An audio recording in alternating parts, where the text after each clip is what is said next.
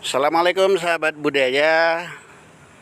Kembali Pocil hari ini menepati janji sesuai dengan episode yang lalu, yaitu kita akan bertemu dan berbincang langsung dengan Kuncen Pasarean Tapang Dengklok.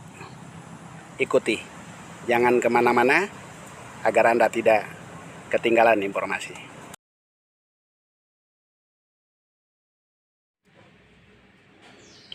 Selamat siang, Abah. Selamat siang, Pak. Pak siapa ya, Pak? Pak Edi. Pak Edi. Ya, Iya. selamat siang, Pak Edi. Gimana? I- Ada apa dan ada keperluan apa? Iya, Bah. Kita cuman pengen tahu, Bah, tentang Tapang Dengklok. Oh, iya. Tapang Dengklok. Ingin tahu yang bagaimana istilahnya atau ingin tahu asal-usul dari Tapang Dengklok, apa sejarah antara lain Tapang Dengklok dengan ada sejarah Adipati Donan. Oke, berarti ada dua ya, Bah. Iya, Nah, pertama asal-usul dulu, Bah. iya. Asal-usul Tapang Dengklok itu dulu memang ada pohon tapang di situ dan ada satu makom, ada kijingnya, yaitu kalau kijing tersebut itu adalah, ini saya tahu dari uak saya kunci Tapang Dengklok itu adalah kijing itu tersebut itu adalah makom daripada kerabat dari keraton. Tapi itu di situ hanya satu kijing dulu belum menjadi makom sehingga sampai menjadi makom umum. Dulu memang itu Tapang Dengklok itu, makom Tapang Dengklok itu lebar bukan segitu dan tinggi tanahnya. Tanahnya itu tinggi, dari segitu tingginya Tapang Dengklok sampai ke pinggir tanah Tapang Dengklok sampai ke pinggir laut. Itu tingginya segitu. Ya. Nah, itu adanya Tapang Dengklok itu adalah satu, ada makom di situ, makom dari kerabat yaitu keraton. Saya tahu keraton Jogja mungkin, apa Demang atau apa, saya kurang paham itu karena wak saya yang paham, wak saya udah almarhum. Nah, sekarang menjadi adalah yaitu pemakaman umum. Sampai sekarang dia karena makomnya sudah sempit, pemakaman tersebut sudah dihentikan oleh pemerintah, tidak boleh untuk makom orang umum, sekarang menjadi petilasan saja dan menjadi yaitu adalah tempat-tempat untuk berdoa utawa untuk apa? Untuk ziarah. Ziarah tersebut yaitu mendoakan bagi orang-orang yang sudah meninggal dunia. Satu itu, makom tersebut adalah nama aslinya itu tidak mau disebut nama aslinya orang tersebut yang ada makomnya di situ, tapi sebut aja Eyang Aki Tapang Dengklok gitu. Adanya sejarah Tapang Dengklok dengan Donan ini ya, dengan Donan itu saya kasih tahu sedikit aja dulu, karena itu Tapang Dengklok dan Donan itu ada kaitannya dengan Donan. Karena apa? Karena yaitu dulu itu Tapang Dengklok sewaktu masih kecil itu dulu ada seekor burung yang namanya adalah burung beri. Burung beri tersebut asalnya dari Nusa Kambangan, yaitu dari peliharaan yaitu Ratu Tembini yang ada di Nusa Kambangan.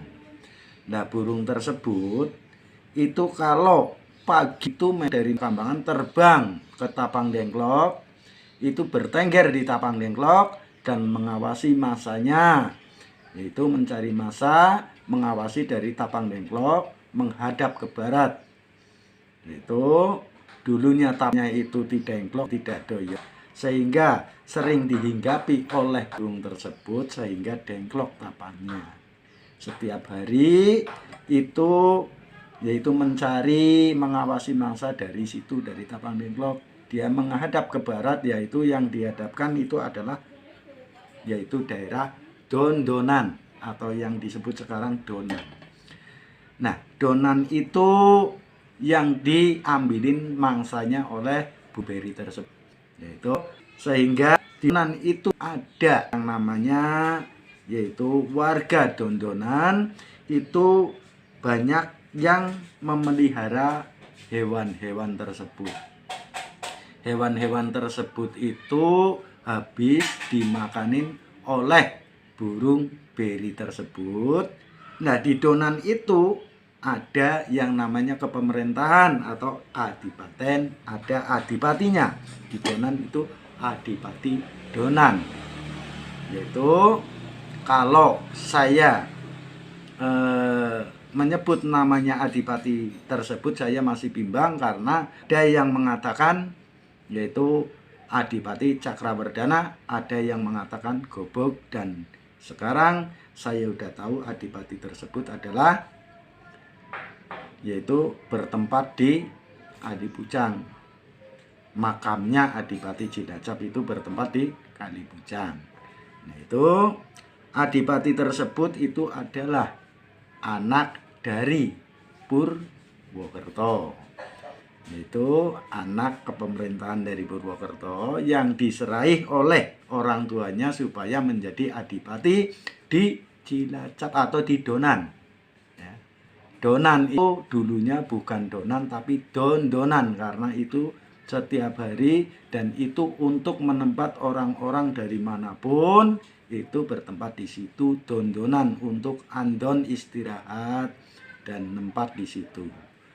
Itu, nah di situ sudah ada adipatinya, sehingga warga itu, orang-orang tersebut ngeluh, yaitu hewannya, ternaknya itu habis oleh burung beri, sehingga dia mengadu kepada adipati, dan adipati tersebut mengambil tindakan yaitu mengadakan sayembara.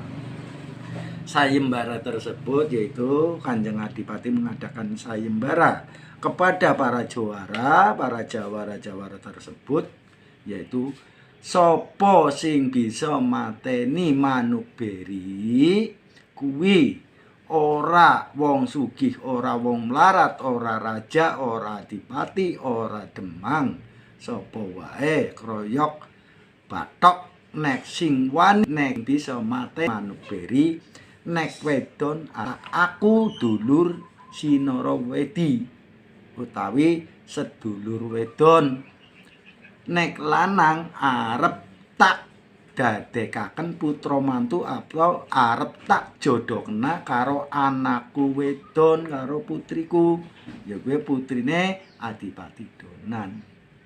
Jawara-jawara tersebut siapa saja yang datang ke situ tidak mampu untuk bertarung dengan Garuda tersebut atau membunuh Garuda tersebut, semua menyerah, sehingga ada anak muda dari seberang, yaitu dari Demak Bintoro, yaitu yang dia mengaku sebagai nama Santri Undik.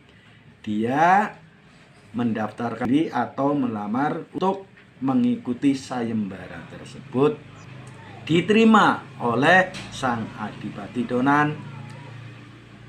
Nah, begitu diterima, Santri Undik mempunyai syarat atau mempunyai kudangan, istilahnya minta kepada Bupati Donan, saya sanggup tapi saya yaitu mempunyai permintaan tersebut adalah yaitu membuat lubang di sekitar situ yang ada banyak ternak, yang untuk setiap hari ngambil ternak di situ, dibuatlah lubang segi 4 oleh rakyat situ atau oleh Kanjeng Adipati Donan. Dibuatkan lubang karena itu permintaan dari Santri Undik. Dan persyaratan yang kedua diminta oleh Santri Undik yaitu adalah minta kain berwarna putih atau mori, yang dinamakan mori, kain putih itu untuk apa? Untuk menutup lubang tersebut. Lubang tersebut sudah dibuat, terus itu ada kain putih udah dipersiapkan, lantas santri undik masuk ke dalam lubang dan dia memegang senjata yang namanya cis tilang upi. Cis tilang upi tersebut yang menjadi lantaran senjatanya yaitu santri undik. Santri undik udah masuk ke situ dan pagi-pagi dia yang namanya Manuk Beri atau burung beri itu datanglah dari Nusa Kambangan, dari Ratu Tembini itu datang ke Tapang Dengklok. Dan dia ngawasi dari situ, ngawasin mangsa. Begitu ada melihat di sebelah yaitu di daerah Donan itu yang biasa diambilin makanannya itu ada seperti hewan, dikira itu putih-putih itu dikira hewan sama burung tersebut. Dia langsung hinggap ke situ dari Tapang Dengklok, lantas ke Donan itu mendekati yaitu lubang tersebut yang ada muri putihnya itu. Langsung begitu santri undik udah tahu bahwa Garuda itu atau burung tersebut udah menghinggap di situ, mau mematok santri undik, langsung yaitu dipukul dengan cis tilang upi, yang orang Jawa mengatakan ditamani cis tilang upi senjatanya santri undik. Lantas burung tersebut kena hanya oleh santri undik, cis tipi yang dimakan oleh undik, langsung terbang ke Tapang Dengklok lagi. Terbang ke Tapang Dengklok, lantas diburu oleh santri undik. Dari Donan terbang ke Tapang Dengklok, di situ karena sudah kena cis tilang upi itu sehingga darah itu mengalir. Di situ diburu oleh santri ke Tapang Dengklok. Santri undik mau mukulkan cis tilang upinya lagi, itu tidak nyampe karena tinggi, sehingga yang ditamanin cis tilang upi itu adalah pohonnya oleh santri undik. Kalau zaman dulu itu memang berkat kekuatan dari Allah, sehingga yaitu ada senjata segitu mukul untuk nebang pohon yang sebegitu besarnya sehingga bisa tumbang dan rubuh pohonnya. Nah begitu pohonnya rubuh ditamanin cis tilang upi, itu Garuda itu atau burung beri tersebut lantas terbang lagi ke barat, arahnya ke Donan lagi. Lah arahnya terbang ke Donan karena itu sudah kena cis tilang upi dan darah di situ udah keluar banyak sehingga tidak kuat. Dia jatuh di tengah-tengah kali, yaitu jatuh di tengah-tengah kali, dia mati di tengah-tengah kali, yang sayapnya yang sebelah di sebelah kali, yang sebelah di sebelah kali, jadi badannya di tengah-tengah kali, yaitu kali tersebut dikasih nama Kali Panggang. Nah di situ di Kali Panggang itu matilah burung tersebut dan matilah burung beri tersebut. Matinya burung beri itu, membusuknya badannya burung beri itu mengeluarkan minyak beribu-ribu liter minyak, beratus-ratus liter minyak, yaitu di situ membusuknya badannya burung beri itu. Jadi cis tilang upi tersebut waktu untuk namanin yaitu pohon Tapang Dengklok tersebut, itu cis tilang upi begitu roboh pohonnya, cis tilang upinya langsung musnah, ndak tahu kemana sampai sekarang. Itulah di situ adanya Bupati Donan itu juga itu lantas karena sudah ada yang bisa membunuh Garuda Beri tersebut, lantas Bupati Donan itu mengundang santri undik, yaitu untuk dijodohkan dengan anaknya, karena itu bupati itu mengadakan sayembara. Nah, karena santri undik yang mendapatkan sayembara yang bisa mengalahkan burung beri tersebut, sehingga santri undik dinikahkan dengan anaknya, putrinya. Mau dinikahkan, santri undik tidak mau, karena santri undik masih banyak kewajiban mau langlang buana atau langlang jagat untuk yaitu mengasih pendidikan ajaran-ajaran agama, ajaran-ajaran kebenaran. Dia pulang lagi, yaitu mau pulang lagi ke Demak Bintoro, sehingga dia tidak mau dijadikan menantunya atau diijabkan sama anaknya. Nah, putri tersebut dikasihkan kepada yaitu dari mana itu? Rekannya, ya, itu dikasihkan Adipati Limbangan.